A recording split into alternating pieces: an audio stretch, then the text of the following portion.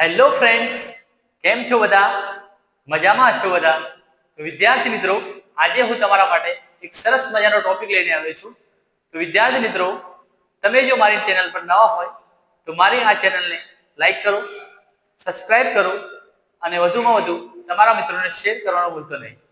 તો વિદ્યાર્થી મિત્રો, આજે જે ટોપિકની હું વાત કરવા માંગુ છું એ ટોપિકનું નામ છે કંજક્શન. તો ચાલો વિદ્યાર્થી મિત્રો, આજે આપણે કંજક્શન વિશે ભણીએ. તો જોઈએ વિદ્યાર્થી મિત્રો, કંજક્શન. તો સૌપ્રથમ કંજક્શન એટલે શું? કંજક્શન નું ગુજરાતી શું થાય? તો કંજક્શન નું ગુજરાતી સંયોજક થાય. હવે કંજક્શન ની અહીંયા મેં વ્યાખ્યા લખી છે કે કંજક્શન ની વ્યાખ્યા શું છે તો જોઈએ. તો જે શબ્દ બે વાક્યો, બે શબ્દો કે શબ્દ સમૂહને જોડવાનું જે કામ કરે છે એને કહેવાય સંયોજક. બરાબર, એનું ઇંગ્લિશ થાય કંજક્શન. એટલે કે કોઈ પણ જે શબ્દ છે, એટલે કે સંયોજક નામનો જે શબ્દ છે એ કોઈ પણ બે વાક્ય હોય, બે શબ્દો હોય કે શબ્દ સમૂહ હોય એને જોડવાનું કામ આ સંયોજક કરે છે. તો જોઈએ વિદ્યાર્થી મિત્રો, સંયોજક અહીંયા ત્રણ ટાઈપના અહીંયા મેં સંયોજક લીધા છે: એન્ડ, ઓર અને બટ. આ ત્રણેયનું કામ જુદું જુદું છે. તો જોઈએ આપણે સૌપ્રથમ એન્ડ ટેગ, એટલે કે એન્ડ જે સંયોજક છે એનો યુઝ શું છે. તો અહીંયા એન્ડ એટલે કે એનું ગુજરાતી થાય અને. એન્ડ નો ઉપયોગ શું છે? તો કોઈ પણ બે કર્તા હોય, કર્મ હોય અથવા બે વિશેષણ હોય એને જોડવાનું કામ કોણ કરે છે? એન્ડ ટેગ કરે છે, એટલે કે એન્ડ સંયોજક કરે છે. તો જોઈએ વિદ્યાર્થી મિત્રો આપણે એક્ઝામ્પલ.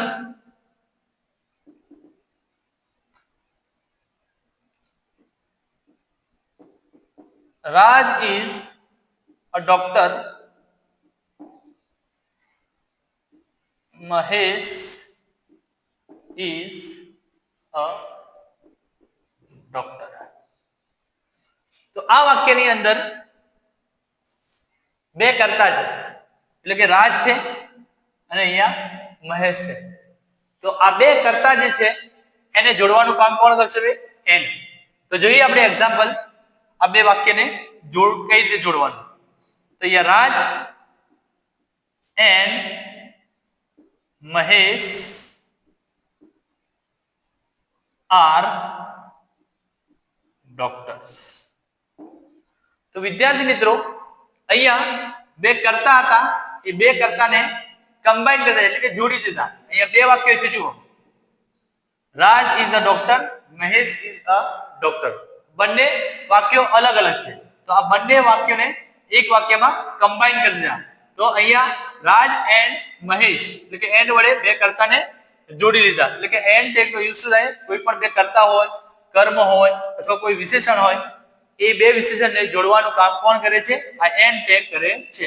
તો આ વાક્યની અંદર રાજ એન્ડ મહેશ આ બંને કર્તા હતા, આ બંને કર્તાને જોડી દીધા અને અહીંયા બંને એક વાક્યમાં આવી જાય. એટલે ઇઝ ની જગ્યાએ શું થઈ ગયું વિદ્યાર્થી મિત્રો? આર. કારણ કે રાજ એન્ડ મહેશ એ થઈ ગયું બહુવચન. એટલા માટે અહીંયા ઇઝ ની જગ્યાએ શું થઈ ગયું? આર. અને અહીંયા બંને છે એટલે અહીંયા ડોક્ટર્સ થઈ ગયું. તો વિદ્યાર્થી મિત્રો, આ રીતે આપણે વાક્ય બનાવી શકીએ. વિદ્યાર્થી મિત્રો, હવે આપણે સેકન્ડ કંજક્શન એટલે કે ઓર જોઈએ. તો ઓર નું ગુજરાતી થાય અથવા. અહીંયા ઓર નો ઉપયોગ શું છે? તો કોઈ પણ બે વસ્તુ હોય, બે વિશેષણ હોય, એ બે વસ્તુ કે વિશેષણ ની વચ્ચે આપણને શું સૂચવે? વિકલ્પ સૂચવે છે. બરાબર. હવે એક એક્ઝામ્પલ, જેવી રીતે કે તમે મારા ઘરે આવ્યા, તો તમે મારા ઘરે એક મહેમાન બનીને આવ્યા હોય તો હું તમને એક વિકલ્પ આપું કે ભાઈ તમે ચા પીશો કે કોફી, ઠંડુ લેશો કે ગરમ. તો આ રીતે અહીંયા કોઈ પણ બે વસ્તુ હોય, એ બે વસ્તુઓને સૂચવવા માટે, એટલે કે વિકલ્પ સૂચવવા. તો અહીંયા બે વસ્તુનો વિકલ્પ હું તમને આપ્યો કે ભાઈ તમે ચા લેશો કે ઠંડુ.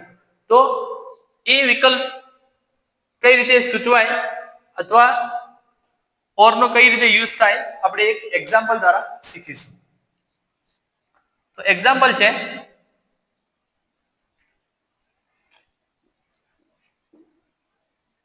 you can have a tea or coffee. તો અહીંયા ટી અને કોફી એ વિદ્યાર્થી મિત્રો એક વસ્તુ છે, એટલે કે ચા અને કોફી. અહીંયા હું તમને બે વિકલ્પ સૂચ્યો છે, તો અહીંયા તમે બેમાંથી કોઈ પણ એક વિકલ્પ પસંદ કરી શકો છો. તો આ રીતે કોઈ પણ વસ્તુનો દર્શાવવા માટે આપણે ઓર નો યુઝ કરી અને બે વિકલ્પ દર્શાવી શકીએ, બરાબર. તો અહીંયા ઓર નો યુઝ શું છે, એટલે કે ઓર નો યુઝ કોઈ પણ બે વસ્તુ હોય કે વિશેષણ વચ્ચે શું દર્શાવે, વિકલ્પ દર્શાવે છે. બીજું એક એક્ઝામ્પલ જોઈએ કે is Ramesh young or old, બરાબર. આ બે વસ્તુ હતી આ વાક્યની અંદર, એટલે કે આ એક્ઝામ્પલની અંદર રમેશ છે એ યંગ છે અથવા તો ઓલ્ડ છે, બરાબર. તો અહીંયા આ વાક્યની અંદર શું દર્શાવે, વિશેષણ, બરાબર. તો આ રીતે કોઈ પણ બે વસ્તુ હોય કે વિશેષણ હોય એ વિશેષણને દર્શાવવા માટે ઓર નો યુઝ થાય છે, બરાબર. તો હવે જોઈએ આપણે આગળ વિદ્યાર્થી મિત્રો. તો જોઈએ વિદ્યાર્થી મિત્રો હવે લાસ્ટ જે બટ નામનું જે કંજક્શન છે, તો બટ એટલે કે બટ એટલે એનું ગુજરાતી થાય પણ. કોઈ પણ વાક્યમાં વિપરીત અથવા વિરોધનો ભાવ દર્શાવવા માટે બટનો ઉપયોગ થાય છે. જોઈએ હવે એક્ઝામ્પલ દ્વારા.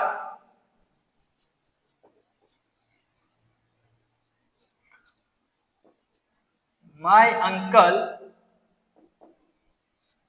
is strong. He run slowly.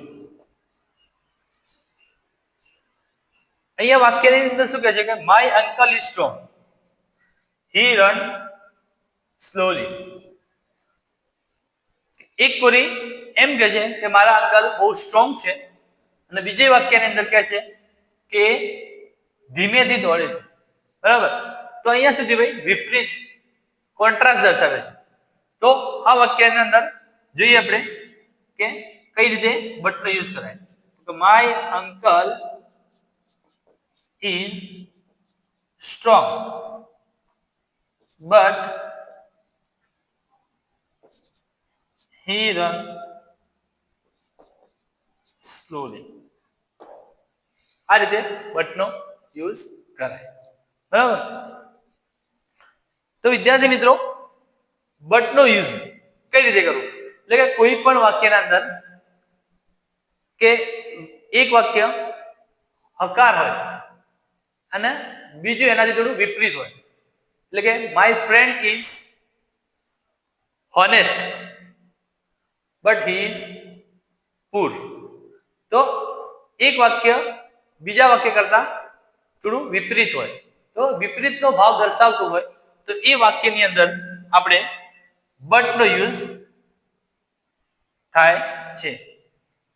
એટલે કે વાક્યમાં વિપરીત ભાવ એટલે કે વિરોધ દર્શાવતો હોય, બરાબર. તો એવા વાક્યની અંદર બટનો યુઝ થાય છે. તો વિદ્યાર્થી મિત્રો આ હતા આપણા ત્રણ ટાઈપના અલગ અલગ કંજક્શન, એન્ડ, ઓર અને બટ. તો વિદ્યાર્થી મિત્રો આજનો મારો જે ટોપિક હતો કંજક્શન એ અહીંયા આજે પૂર્ણ થાય છે. તો વિદ્યાર્થી મિત્રો મને આશા છે કે તમને મારો વિડીયો ગમ્યો હશે. તો તમે વધુમાં વધુ મારો આ વિડીયો પર કોમેન્ટ કરો અને મારી ચેનલને સબસ્ક્રાઇબ કરો, લાઈક કરો અને વધુમાં વધુ તમારા મિત્રોને શેર કરવાનું ભૂલતા નહીં. તો જોઈએ વિદ્યાર્થી મિત્રો, હવે આપણે આગળ નવા વિડીયો સાથે મળીશું.